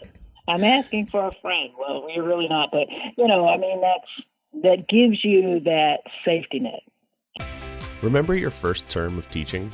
Learning all the skills that you don't get taught in music school, managing a transitioning culture in your classroom, finding out that you have to teach guitar this term? During those early years, we found out that leaning on a community of music educators was important, not only for building that knowledge in ourselves, but also maintaining enough sanity to serve the students right in front of us. Amused is a podcast centered around a community of music teachers. Between the four of us, we teach choir, band, orchestra, general, jazz, and marching band at the elementary through collegiate levels.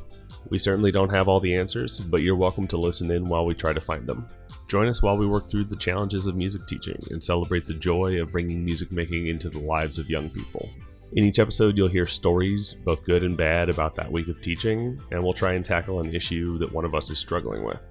Something we're all taught is that music brings people together, but being the only teacher in your subject at a site can be really isolating. We think everyone ought to be a part of a community, and you're welcome to come join ours. Episodes come out on Wednesdays during the school year, and you can find us wherever you get your podcasts and at amusedcast.org. Julie, you've been so generous with your time. Shall we get to the final question so I can let you go? Absolutely. Yeah, thank you so much. I appreciate it. You're welcome. All right, Julie. And so I ask these questions to all of my guests. And so you're number 160. So these have been answered a lot. But I think they're kind of like creating a common sort of set of opinions from different parts of our community.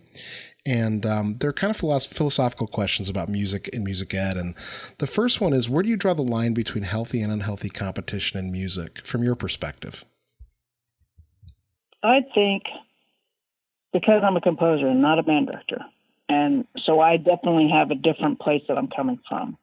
But I think that working with all of the great musicians that I've worked with over the course of my life, all the greats, and even the ones that I work with now, let's say Chris Martin, first-year trumpet player, New York Phil, good friend. People like him, the competition isn't ever with anybody else. It's always with yourself. I don't compete with any other composer. I don't care what any other composer is doing. I don't waste one thought about other composers, because to me, that's nothing. Their success is great. Their success has nothing to do with my success. My success comes from me being better every day than I was the day before. So for me, competition is never with somebody else. It's never to beat that person or beat first chair over this person, or I'm going to be better than this person, or I'm going to beat all of these people. Yes, of course, that's what's going to happen in your career, but to me, that's not the drive. The drive is always yourself. And it's like with Chris Martin and with all the other people that are great performers that I've worked with over the years, Angel Romero, and all these fantastic musicians. When you meet them, they don't ram an ego down your throat or anything else. They have to have an ego, because you have to have that barrier. You have to have that protective part of yourself. That has to happen. But they're competing with themselves. That's who they're competing with. And to me, that's the real competition. It doesn't have to do with anybody else or getting out and beating everybody else. It's being able to wake up every day and say, I'm going to be a better version of myself today than I was yesterday. I'm going to be a better performer. I'm going to maybe be able to play just a slightly bit higher, slightly bit faster, slightly bit shorter, whatever it is that you're going to do every single day. And I think as an educator, that is sort of the premise that I would push for if I was a teacher, is to what do I need to do to inspire these kids to want to be better every single day? And that would be my job. And if that's competing against other people, fine. But in truth, that's not where it needs to be. That's not where it comes from. That's certainly not going to carry you through your career, because what happens when you're first chair? There's nobody else to beat. Right. When you're Chris Martin, principal of New York Phil, you're there. Yeah, there's nobody else to beat. And when you're in a band, it's the same thing. You're sitting first chair horn. There's nobody else to beat. These clowns below me, whatever. You get there and you go, oh, if that was your one drive, well, once you're first chair, you stop. Right? Because you've done it. That's You're the peak. That's grow. It. As you said, we're never going to grow. Yeah. Right. The competition always has to be with yourself, because it can't be from around you. You get the inspiration from around you, yes, but to me, that's the ultimate goal. How to get your students to want to be better. Julie, we talked about video games, but how do you achieve a work-life balance in your career? Any thoughts about that? Oh my gosh. Well, I'm so obsessive with composing. It's not that big of a deal. I have a huge work ethic. I always had a huge work ethic. My parents had huge work ethics. They both worked 6 days a week. We were poor. I don't even know how we were poor with them working 6 days a week, but we were. And both of them, mom and dad. So huge work ethic. But in college, I didn't have that much of a work ethic. Right? I'm young. I'm running around, playing the Baton Symphony. I'm going to classes. I'm hanging out with my friends. It's nuts. It's LSU, crazy time, right? So I did have a problem then. I did have a problem with putting things in boxes. So what I would do is every day when I got up, whether it was a school day or not a school day, I would put my shoes on, and I wouldn't take them off until the day was over, because you're not going to get on the couch with your shoes on. At least I wasn't. And so I always had my shoes on, and that's what kept me, wasn't allowed to take my shoes off until I had done all my work. Mm-hmm. Then it was okay. Take my shoes off. I could take a nap, or I can watch TV, or I could play video games, or my friends and I, we can play Dungeons and Dragons from Friday night till Sunday morning. So it is very difficult, especially if you really are a composer and that's all you do. If you're not teaching, if you're not doing anything else, and you're at home and you're a composer, oh my gosh, you better have some rules with yourself, because there's nothing that says you have to go do anything. You're at home. You don't have to do anything. But, working with Bill, being an orchestrator, having to answer to, either do it or else you're fired. Yeah. On a daily basis. Well, I was already a workaholic, but that just really, really drove it. I think I think, and I've never missed a deadline, ever. Not by even 1 minute. Never have I ever missed a deadline. And I hear about band guys missing deadlines by 5 years. I'm like, screw you. I would have fired you. I'd already have you in court getting my money back. Yeah, we had a contract, that whole my word is my bond thing. I mean, that makes me crazy. When I hear that, I'm like, oh, my God, you're fired. I would have fired you the first day that you went past that contract.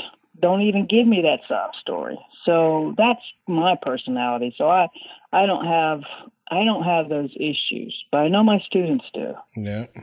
And in fact, I just had a long conversation a few months ago with a really well-known young composer right now in band, and that was it. How do you find that balance? Because you can end up finding yourself working too much. Yeah. And you can find yourself doing that very easily. And when you need the money, then you really find yourself, especially when you're younger, you burn it at both ends. I still burn it at both ends, but I just do it because I want to, not because I have to. But when you're younger, you have to. So, how do then you find yourself not being able to meet deadlines and not being able to get things done. And you're like, okay, well, yes, you do need to. And I have, like with my students, I show them how to set up your calendar so that you can see composing. Because it's one thing to just look at your thing and go, oh, I got to do this piece is done here, and I need this piece here, and I need this piece here. Well, it's hard to visualize that, and you can get yourself stuck in some real messes. So when you get a commission as a composer, you write it on, you have to do this. You have to physically be able to see this. So whether you want to do it on a spreadsheet that's on your wall, this calendar that stretches out however many years you need it to stretch out, or on software, however you want to do it, it doesn't matter. But when you take a commission, you assign it a color, and you draw that color through every day that you have to work on that. And the whole year. And then when you add something on that year, it's another color and it's another whatever. So that you can physically see what has to be happening over the course of this year. And if you see 9 colors, 14 colors, you know what's happening. So that's because that's the easiest thing to do is to just say, yeah, I'll do it for you, and yeah, I'll do it for you, and yeah, I'll do it. And then you look at it and go, oh my God, I got to write a piece every 3 weeks. How did that happen? So you have to, that's part of it, is really having a good control over your schedule as a composer. And that visual tool is a good thing. And then the other thing, of course, is that if you write too much, you don't have anything to write about because you're not living. And music always have to be, it has to have its own heartbeat. It has to have its own life. And it doesn't have a life if you don't have one. So you have to have a balance. You have to get out there and experience. You have to do things. I think it was Mark Twain that said you can't be, he said he doesn't even want to read anything written by somebody young. He said, because they haven't lived enough for me to read something. And that never stops. No matter how old you are, you have to keep living. You have to keep whatever. But I think you do have to come up with you have to know your limits. How much can you work? And go from there. So if you are a person that can only write 20 hours a week, that's your limit, whether it's a physical limit or whether it's just because of your other obligations, that's basically the only free time you have. Then you have to know how much you can get done in an hour. Are you fast? Are you slow? Macbeth was painfully slow. It would take him a whole week to write 4 bars.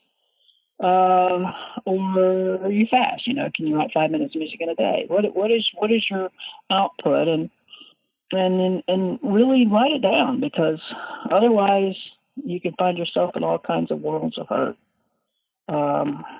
I'm going to go color code my calendar when we're done talking. I love this idea. That's the first time you do it, because you just go, what? Yeah, no doubt. Yeah. When you've got this double rainbow that's going through your whole life for the next 4 years, you just go, no, why did I do that to myself? I got commissions going out to 2037. No way. So you just look there and yes way. And so you just go, what? Are you nuts? Don't you people have something better to do? I don't care if you're on the board and you guys get of this organization, you guys get so bored to death that you just start scheduling out commissions 10 years in advance, 15 years in advance because you've got nothing else to do. You give people a little bit of power, they go crazy. So, yeah, you look at those kind of things, and then I've got this one guy wants me to write a piece when he turns 100, and I agreed to do it, but, whether he's alive or not. So, you just have crazy things in your schedule, but I'm telling you, be ready, because when you look at it, it might scare you to death. And, but in the future, you'll know not to do that. You'll go, okay, I don't want to live that double rainbow again. Let's not have that happen. So. That's great advice. So I was thinking about how that would look for me. But let me get to the next question. It's my favorite question of the whole interview. And so if I had a time machine, Julie, and I could set it to the afternoon of your high school graduation, what are you going to tell yourself?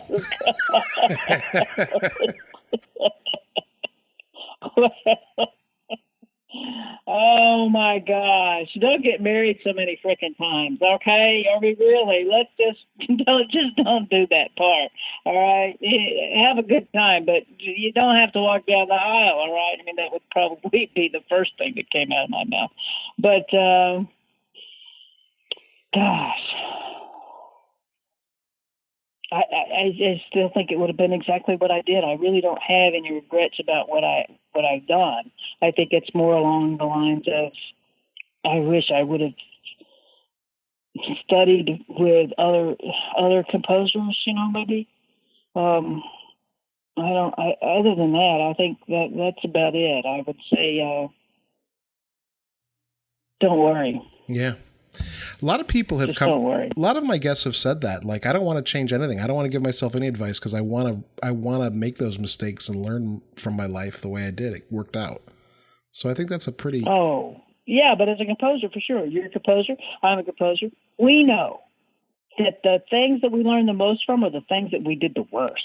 I mean, the worst things that you write are the ones that you learn the most from. So every mistake we've ever made has always been a positive. It's a positive. Every time you write a bad bar of music and delete it, well, you got that out of your system and you learn from it, and now it's done. I mean, when you write a great piece, you don't learn much from it, because those kind of just happen. That's the truth. And you just go, oh, wow, that just happened. And you learned almost nothing from it, if you learned anything at all. Most likely you didn't learn anything. You just said, oh, this was fun, and this turned out great. Why? Yay. And then you walk off, but you didn't learn anything. So we know as a part of our careers that learning from bad things that have happened, that makes you who you are. So that's what propels you forward, is all the bad stuff that you do. Yeah, no doubt. Not that you want to run out and rob a bank, but all the bad stuff that you've done is what, has made you get better. Sure. So Julie, two quick things. Well, they may not be quick, but the first is, if someone, let's say a band director, dropped out of the sky and had never heard of Julie Giroux, is there a piece of music that you'd want them to listen to first of yours? If they said, who are you? And you wanted to give them a piece of music, what would that be? Do you know? No clue. Because, I mean, again, talking to another composer, you always know that the piece that you're working on is the one you're in love with.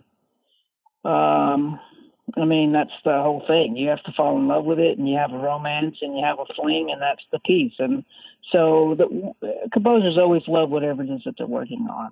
When everybody says, what's your favorite piece, that has to be the answer, what I'm working on right now. Mm-hmm. Okay. But then if you have to choose after that, I don't know. I think I don't know. I mean, I have my favorites, but my favorites are never anybody else's favorites.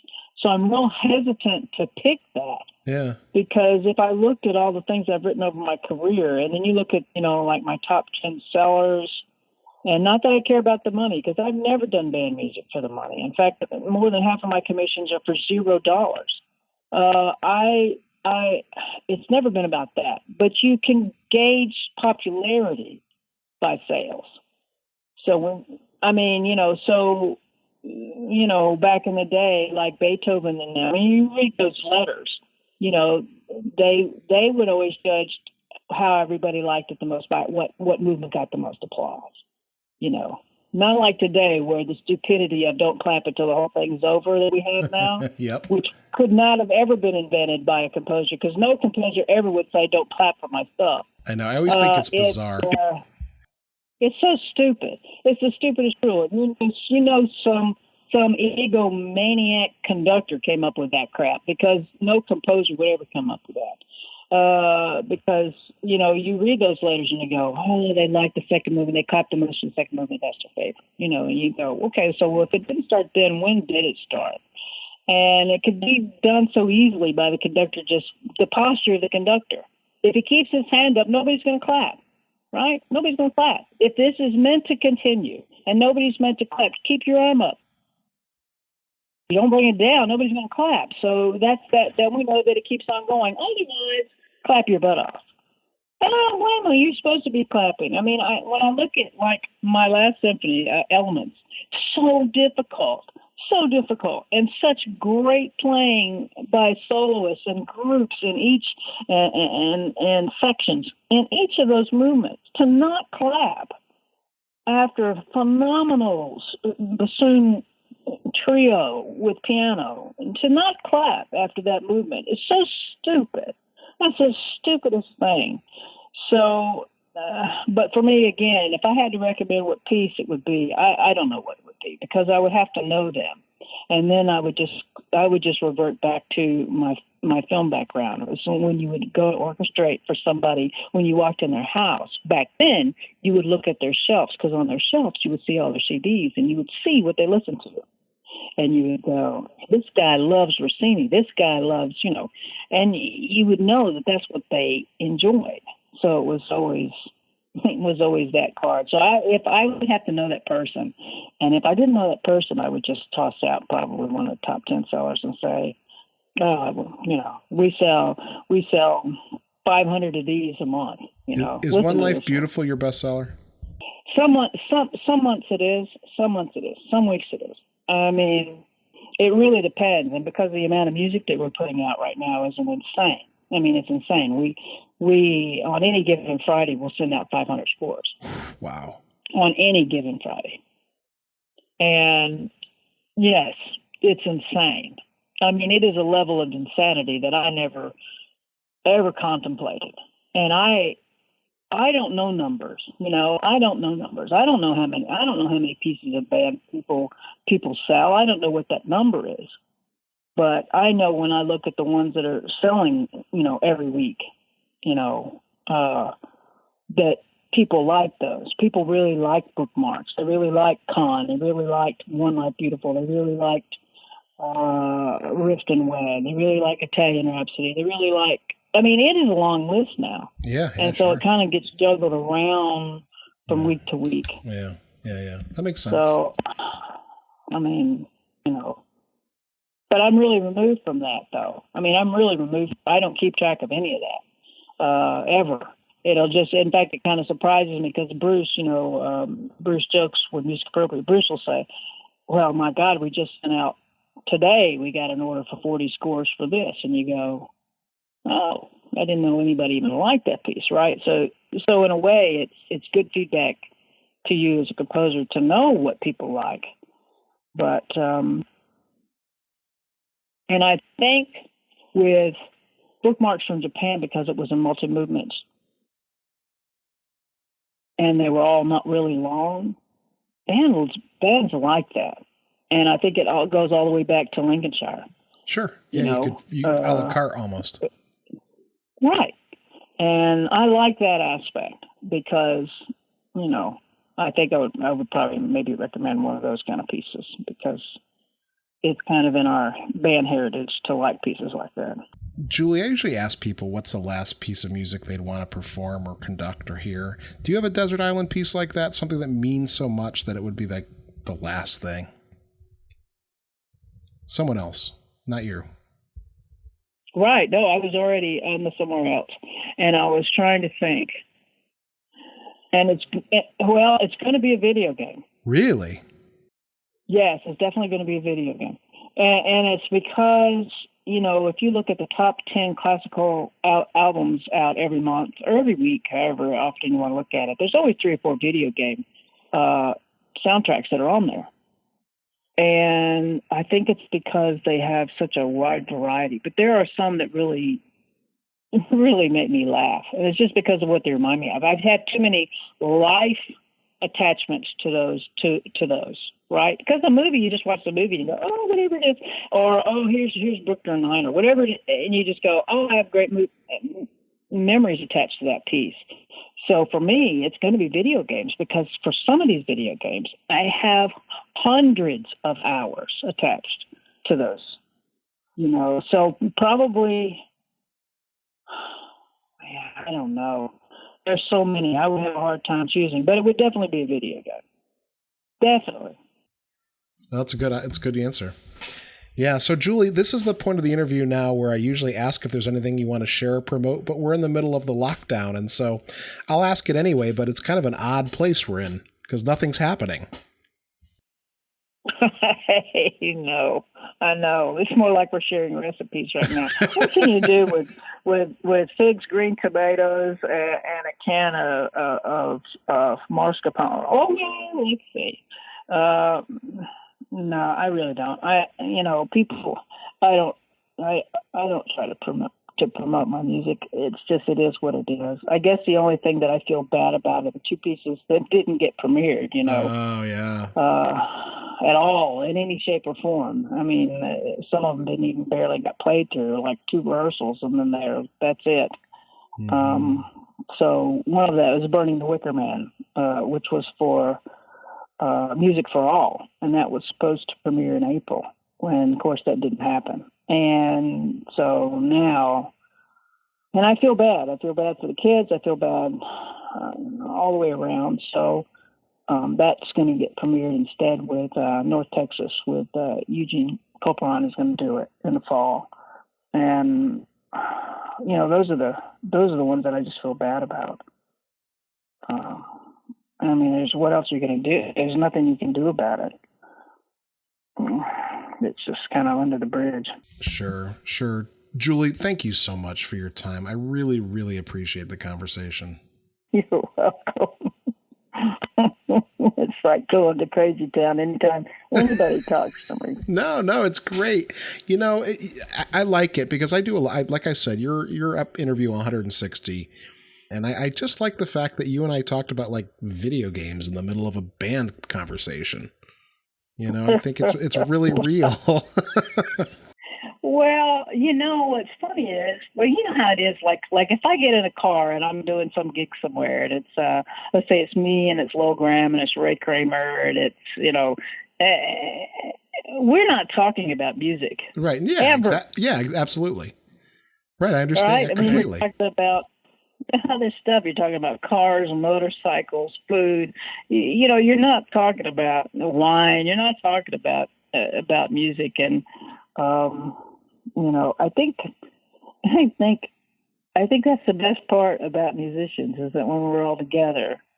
I mean, yeah, there's going to be, if they're students, you're going to have these conversations that, oh, I did this, or we did this, we had this concert, or whatever, or I met such and such. There's going to be some of that, but for the most part, it's never that.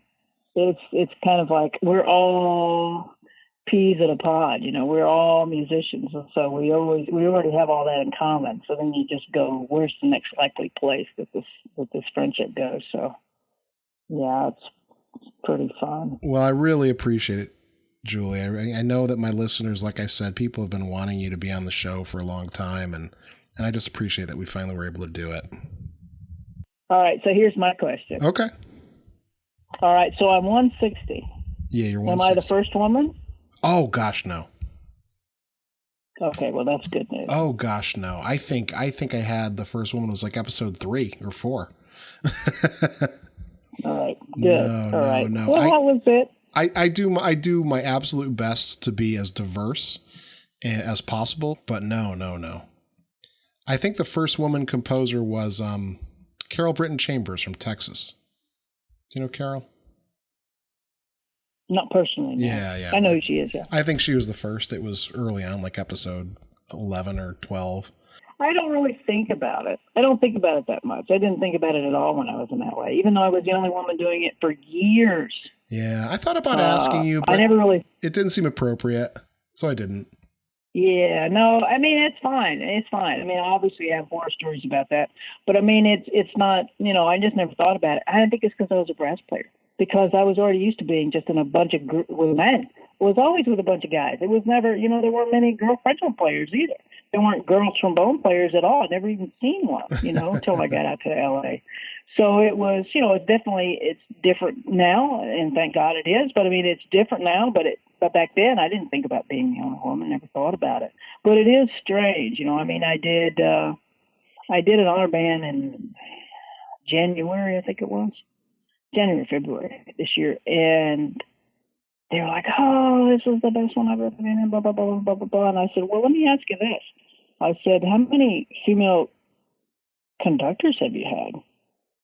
And for the majority of the band, it was 0. Yeah. As a clinician. Now, a lot of them had female band directors, but as a clinician, 0. The majority of the band was 0. How many composers have you had? Oh, well, we've had, and I made them put their hands up. Yeah, a lot. How many female composers have you had? That was 0. Yep. And that number of female composer conductors that do clinicians is almost always 0. So I really hope that number. Well, it's certainly something that we're working on. It's so slow though. It's crazy. Well, yeah, it is. But it's also, you have to look at it in a different way though. I mean, you really have to look at it in a logical way. And I try and explain this to other people when they really want things to happen overnight, which is if you're at Midwest, let's say you're at Midwest and you're in that big clinic hall and you say, how many composers do you think are in this room right now? And let's say that number is 100. Out of that 100, how many of them are people you actually want to listen to? What is that number? What does that number end up being? Well, let's say it's 10. That might even be high, but let's say it's 10. Well, how many of them are women? What is that number? 1? 0? What is that number? So, in that respect, to say that 14% of all the music that was played in Midwest this past year was by minorities, well, that's pretty freaking high. It's progress, yeah, no doubt. I mean, that's really high when you think about it. When you think about all of them together, what is that number anyway? Is it even 14%? Is even every composer that is being played right now, is the number of women, minorities, whatever it is, what is that number? Is it 30%? I don't think it's that high. I mean, I don't know what that number is. Yeah, whatever that number is. See, the key is being played. Yeah, well, hey, look, I went to Midwest. This was my 38th year at Midwest. Mm-hmm. I have no tears for people crying about I'm not having my music played at Midwest. Yeah. That doesn't happen overnight. Yeah, no. It just doesn't. You can sit there and say, I want my music played at Midwest. Well, cry me a river. Because it's not just you, it's everyone. Nobody walked into that hall and had their crap played. Yeah. Everybody had to pay their dues. Yeah. You got to pay your dues. So somebody that's been to Midwest 1 year, this is their first Midwest, I want my music played here, nobody's playing my music. This is what year for you? 1? Yeah, I was here 16 years before they played my music. Don't cry to me. Do not cry to me. It takes time. Because, that's not gonna get your music played. What's gonna get your music played is the work. Right. You gotta do the work. You don't do the work, not gonna happen. Yep, absolutely. That's great advice again. But I think we're doing pretty good though. But all of this crying about this isn't being played, or this number of women, or this number, well, unless you know the numbers, really know the numbers, we can't really know just how far off we are. I mean, so these databases that people are doing, that's great that we know what is that percentage? What percentage of composers for band are women? What is that actual number? And if that actual number is less than 10%. To say that 14% of the music played in the Midwest was by women, well, we're doing pretty good then, you know. But we don't know that number. So I think once you know that number, then you can go, my God, this is a crime against humanity right here. But you got to kind of know that number, and nobody knows that number. Well, we're working on it. Yeah, there's no question. I find it really disingenuous in the orchestral. You know, they do the thing like the LA Phil is only playing 3 pieces or whatever. But I mean, you got to separate the living versus dead and then do the percentage of the living, because all the dead people are men. And how many are there? I've met almost all of them. It's not many. You mean women it's not many. Composing for the orchestra world? Yeah, women composers for the orchestra that are making a living doing it. How many are there? Is it 5? Yeah, it might be 5. So then all these people crying about how the orchestra is only playing 1 piece by a woman in the whole season. Well, there's only 5 of them. How many do you want? You know, I mean, yeah. I mean, you have to look at that number. I mean, you can start cracking the whip and say, "Look, ladies, you got to crank it out. You got to make up for this." But I mean, well, it's not realistic. It's not.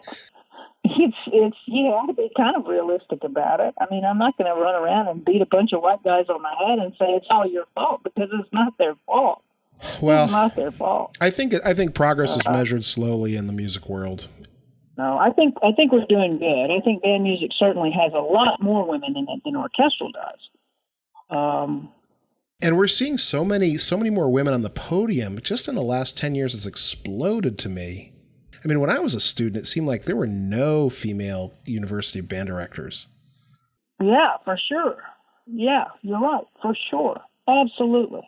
Absolutely. I only had one female clinician ever in my junior high school, and college. One woman conductor. I never had a woman conductor from the time I was an elementary school student through college. Only men the whole way through. I know. And the one woman that I did have was a real character, and still is, actually, from Louisiana. And I want to meet her again before while she's here. I really do, because she really showed me what could be. And because I'd never seen one before. It never even dawned on me that there were women that did it. But I don't know. I think I kind of look at it another way too. Women you can look at it another way, because Bill and I laughed about this years ago. We were like, well, he said, well, Julie, women are smaller than men. So, most of them aren't going to choose to be a composer.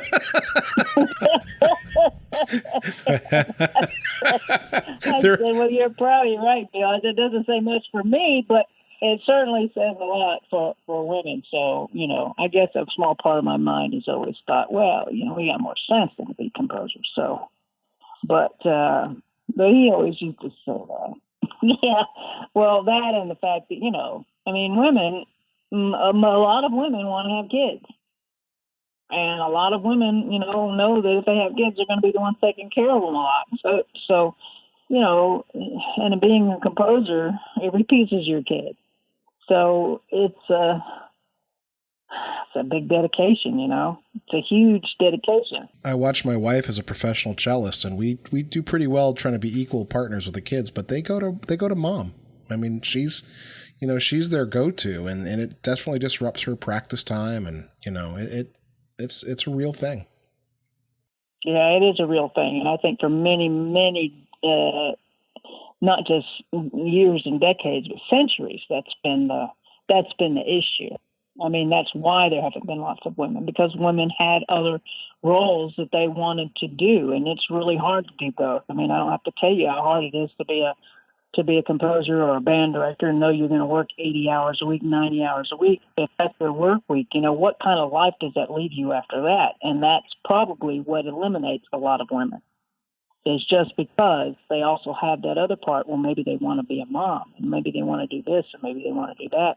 And our society, especially in this country, isn't set up to push that forward, right? To say, well, you have a whole year off of leave paid to have a kid, I mean, there's even countries now where even the father gets to have a year off. Yeah, no doubt.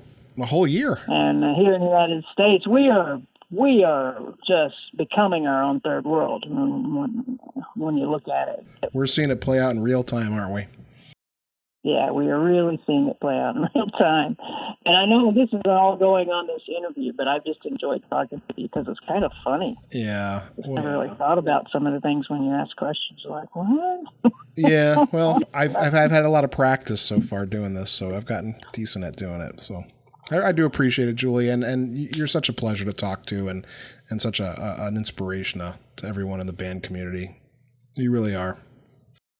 Well, let me know if there's anything I can do for you. And just let me know.